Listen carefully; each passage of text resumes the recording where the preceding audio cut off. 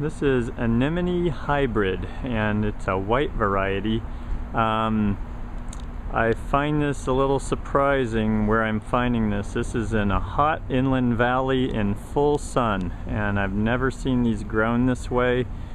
So, you know, as somebody who's trying to understand plants, it's always good to find anomalies and note those, because you don't want to go through life reading what other people tell you if you're wrong about it.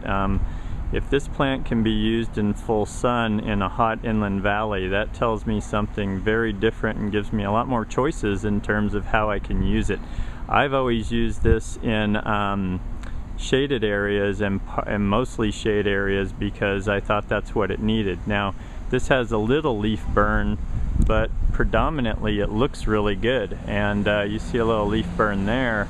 But this is the end of summer. If that's all it has by the end of summer, that's pretty darn good.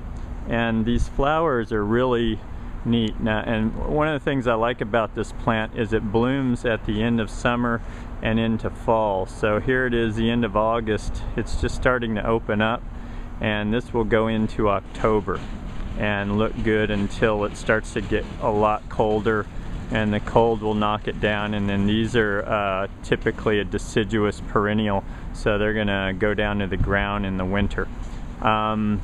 They come in pinks and whites, and there's double flowered varieties. This is just a simple white flower. And what else?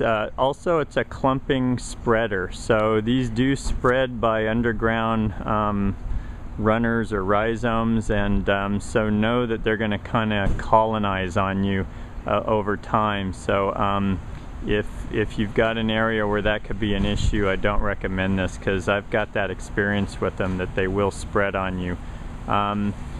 But really good for woodland effects. Looks good with ferns and rhododendrons and hydrangeas, that type of a planting.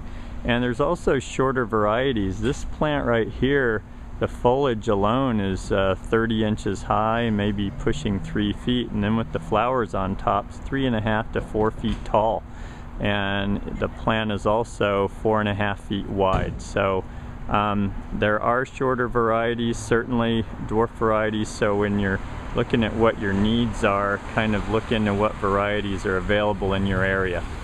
And it's not drought tolerant. This likes kind of regular garden moisture, and it thrives with nice fertile soil. So this garden area you see here has really been worked by a maintenance company, so it has nice fertile soil to keep it looking as good as you see here.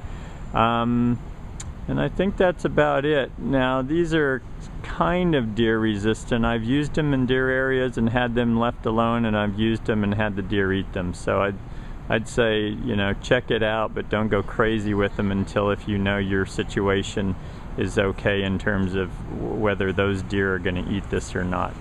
And that is Anemone hybrid. I say hybrid because there's really a number of different varieties. And here's a better look at the flowers.